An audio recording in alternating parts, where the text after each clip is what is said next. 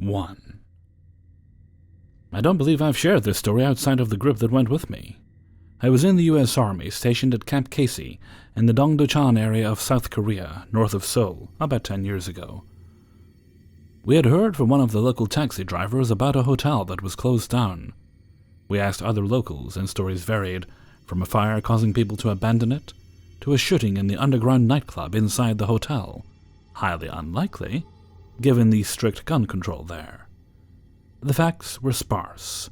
All we knew was that a majority of the building is as it was left the night people left. We gathered up a few friends that weekend and headed out of the gate, stopping for some coffee and street vendor food before heading to the old hotel. Once we arrived, we immediately noticed some structural damage, and immediately to the right of the reception desk, there was a wedding guest book and photos of the couple and attendees scattered across the surface. Very odd objects to leave behind and never come back for. We continued through the first floor, sweeping each room military style to ensure we were alone and not falling victim to pranks from the homeless, who we had heard often frequent the building. Continuing this trend as we ascended through the place. Clothes were still in rooms, food was rotting on tables, but overall, everything seemed normal. We reached the third from top floor. Given the length of time since, I've forgotten the exact number of floors, but we had confirmed on multiple occasions that nothing was able to be turned on, and that electricity seemed to be cut.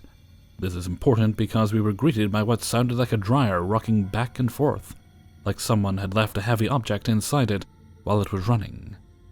We progressed towards the laundry room on the floor, only to have the sound stop abruptly about 3 meters out. We quickly brushed it off and figured there must have been a temporary surge of power, because nothing in the room would turn on or give any indication that they were operational. We also cleared the floor like we had every other one, and ascended using both staircases to ensure no one could come down without being seen. Everything seemed to be going normally, reinforcing our idea that it must have been nothing on the floor below. But we still had one floor to go.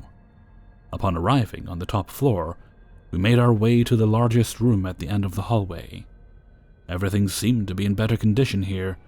No stains on the clothing or torn-up wallpaper and carpet.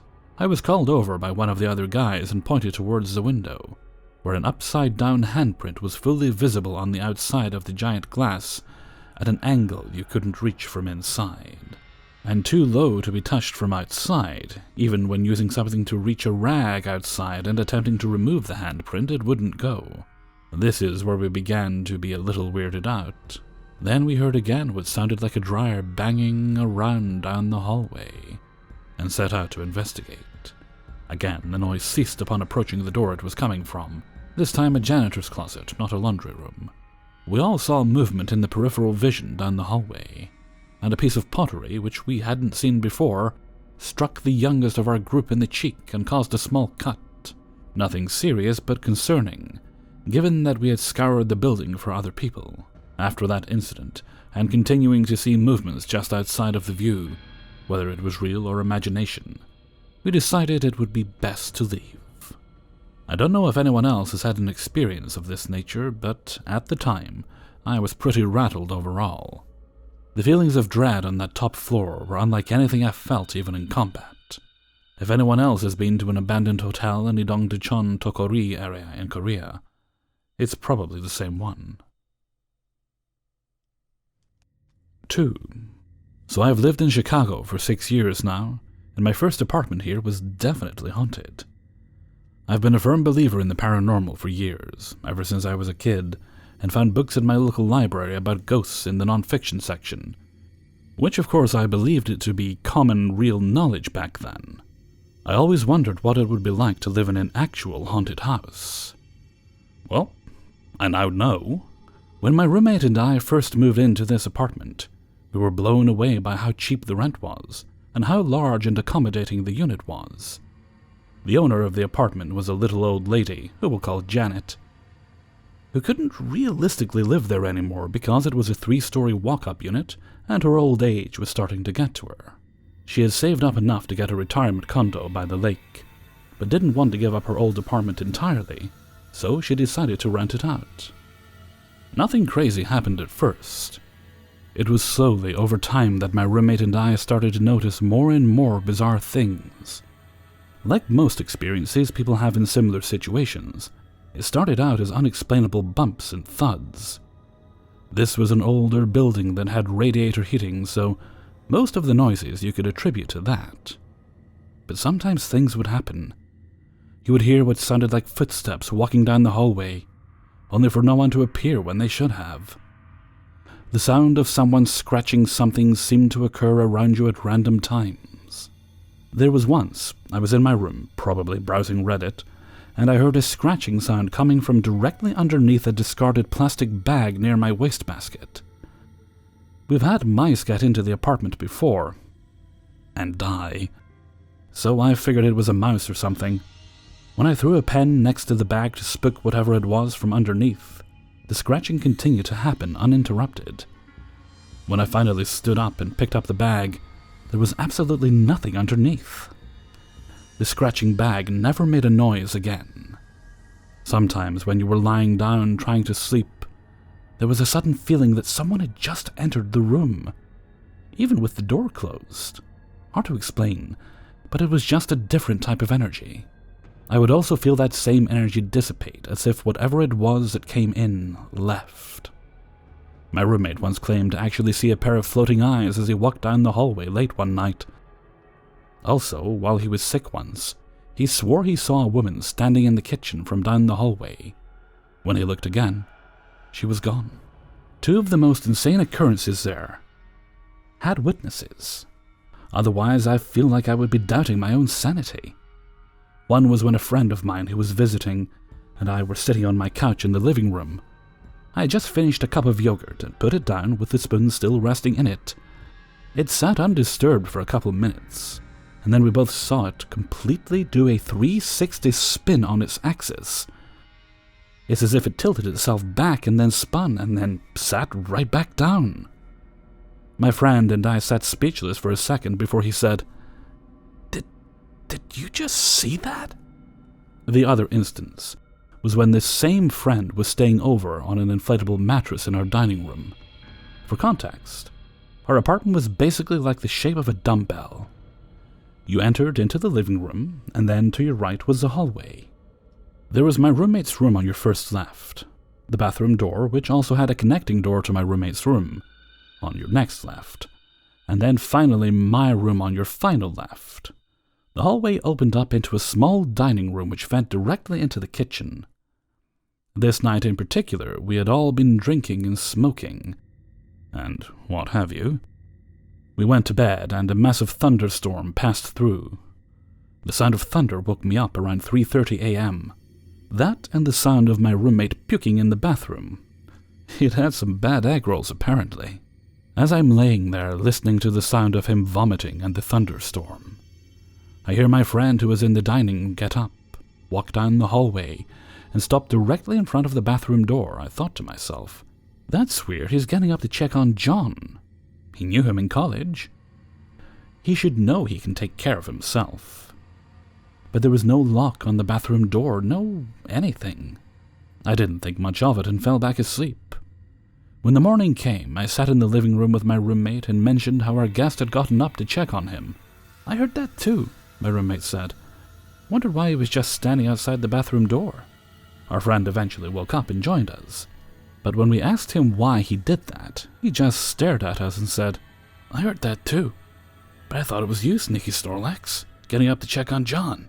From his perspective, I can see how he thought it was someone else because the steps were walking away from where he was in the dining room. After I thought about it some more, I realized I never heard any more footsteps after those initial ones. And if it had been my friend, I would have heard him go back to his air mattress. That's the one that has never left my mind. All three of us heard the same thing. We like to think it was just checking on my sick roommate. All in all, to answer my own question of what it would be like to live in a haunted house, the answer is you just go to bed and pretend it isn't happening. 3. When I was a little girl, about 5 or 6, my family moved to live in Mexico for a few years. I'm not sure if this is relevant or not, but we built a house in what was once a cemetery. The Colonia town wasn't a very wealthy one, and my family had one of the biggest houses there. We had a 2-story house with a few balconies surrounded by a top second floor. On the bottom floor there were 2 entryways into the house.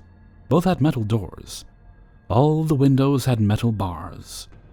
Inside on the first floor there was a long hallway on the south side of the house. Along the hallway to the right there were 2 rooms. The first one was my parents' room. The second room was a room my siblings and I shared. If you kept going down the hall, there was a bathroom to the left, then the kitchen to the right, and then the last room was a laundry room. At the end of the hallway, there was a door. On the other side of the door was a patio that had a big gate, which was the west entrance. Now that you kind of have an idea of the layout of the house, I'll begin to describe my experience. Every day that my dad would come back from work, he would enter through the south entrance. He would yell, "I'm home." He always did this out of habit, so it was always expected. My dad worked as the manager of a cruise ship company called Marelli in Puerto Vallarta. So on this day, my mom and I were in the living room, which was right beside the south entrance. I was watching TV, and my mom was ironing some shirts. All of a sudden, we hear the gate from the west entrance at the end of the hall open. Then we hear my dad say, "I'm home," and he comes in through the door and into the kitchen. So I get off the couch and run to him. It was a long hallway, but I could get to the kitchen in about 20 seconds. I start to run, and my mom puts the iron down and follows me to greet my dad. As I get to the kitchen, there is no one. My heart drops into my stomach, and I remember turning around and looking at her as terrified as any child who just met an empty kitchen. Then from the south entrance my dad comes home and said, "Hi, I'm home." I had never seen my mom move so fast to grab me. She picked me up and ran to my dad. I'm not sure what it was we saw, but to this day my mom and I can tell you this story front to back and nothing changes. Our experience is identical. We saw my dad enter the kitchen that day. My heart still drops to my stomach every time I remember this story. What's your story? 4. So background on my house first. I moved to Idaho December 2017, and I was really poor. The cheapest place I could find is where I live now, a 2-bedroom home with a basement for $600 a month. Crazy good deal. I didn't think much about that, really, because I really fucking needed somewhere to live. The house was built in the 1950s and hasn't really been updated since, besides paint. Small, basic things you probably legally have too. I'm not sure, I'm not a landlord. And I think some of the electric sockets. Okay. The day I was to check out of the house, the landlord was giving us, my brother, aunt, and I, a tour that lasted like 5 minutes due to it being a tiny house. The catch was he refused to go into the basement. He said we could all go down there, but he wouldn't come. So we did, and it was a basic basement, I guess. But there's a really creepy tiny room inside the laundry room. All the rooms looked like they had been cleaned, but that room, there was dirt and cobwebs everywhere. When I went back upstairs, I had to explain I didn't have any down payment at the moment, or else I'd love to take the house. The response was chilling. The landlord looked me dead in the eyes and said, "It's okay. God told me you should have this house." I'm atheist anyway, but for some reason that statement shook me to my core. He told us the last people who lived here lasted 2 months and broke every window in the house, and he had to replace all of them. I'm not sure why he told me, but maybe I should have taken note. He was so insistent that I lived in this house, he got a bunch of free furniture and gave it to me. All the furniture in my house is from him. Go forward a few months, I'm in the basement, on a Discord call with a few of my friends. I was home alone that day, and from right above me upstairs, we all heard a huge bang. I don't have an actual headset, and a weak mic in my earbuds, so my mic catching it was really weird. Seconds after, I swear on my life, I saw someone in the laundry room under the stairs, and moved to the creepy room inside it. I freaked the fuck out and ran upstairs. A week later, in a different Discord call, I was explaining what had happened. and I even took a picture where I saw someone under the stairs. The picture was dark, so I didn't see anything in it. My friends, all in the Discord call, freaked out and yelled at me to go upstairs. I did because they scared me, but otherwise I would have stayed. They adjusted the lighting on the picture as you could see it. I couldn't figure out how to adjust it myself. In the picture, you can clearly see a face underneath the stairs. The creepiest part was it looked just like the guy I'd seen the week prior.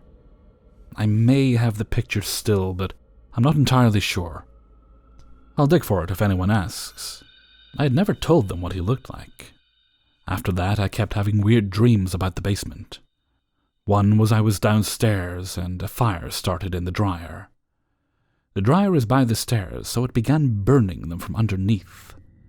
I tried running up the stairs quickly, but there was a door. My basement doesn't have a door, and never has, but I never questioned it. I ended up dying in the dream, and the last thing I saw was the man's face. I brushed it off as nothing, until the landlord once, when picking up the rent, insisted he wanted to put a door on the basement. I freaked out and basically said, absolutely, he really shouldn't. It's more convenient not to have it. The only way I can describe the man is an electrician. He wears an outfit that they would wear, and his skin. Have you ever seen someone who died due to being struck by lightning? His skin looks exactly like that. Every time he appears, I feel static, and everything in the world seems to go silent. I have no idea how to rationally describe any of this. I had a cat who suddenly passed away after gaining a huge interest in the basement. She would hide under the stairs where I saw it. And my now cat keeps trying to do the same thing as well. I'm a believer, and my aunt says we shouldn't use sage in the basement because it's not evil. Yet, I feel like we should. 5. Back in the winter of 2019, my partner and I settled down in a hotel for a few days before going on vacation elsewhere. I am somewhat sensitive. I've never seen a full body apparition in reality. I never had any physical paranormal happenings until this point either. I've only ever felt feelings in environments. This hotel room was no different. Upon entering the hotel room, I felt a sense of calm when stepping in. However, there was also a sense of curiosity. I felt as though something was watching my partner and I. Over time, this feeling became more comfortable, to put it lightly. Over the course of the next few days, different things became more noticeable by the minute. Most of the feelings consisted of being watched. Eventually, I asked my partner on our second day there, "Do you feel anything off about this room, like a feeling?" To this they responded, "No." Whatever was watching them noticed that I noticed them. That's when the experience turned from lingering to dark. Later that night in bed, I had a normal dream. I don't remember most of it, other than maybe one image of running curiously through a black hole of mirrors. Suddenly, as though I blinked, I saw the hotel bed, my partner and I sleeping. We were laying away from each other, but there was a mass in between us, a dark mass. It leaned in closer to me, and I felt what can only be described as a light body pressure on my back, and an arm hold around my torso. The thing spoke to me in my sleep, more specifically in my mind. It had a male voice, but took on the voice of a mixture of my partner and my first ex-partner. It casually threatened that it was going to hurt my partner. I couldn't move, and my perspective was going back and forth from my own perspective of laying on one side of the bed to seeing a bird's-eye view of the bed. I wasn't lucid enough to tell it to go away, but did have enough control to ask why. "Don't hurt us." It then responded, "I don't want to hurt you, but I want to hurt your partner, and I am going to." I kept telling it not to, better not to leave us alone. Then it threatened to hurt me as well. I could feel its intent. so I stopped responding. To my silence, it replied, "Good. Be glad that I'm not hurting you, but your partner is going to hurt. Right about now." As soon as it said now, I jolted awake to the sound of my partner's blood-curdling scream.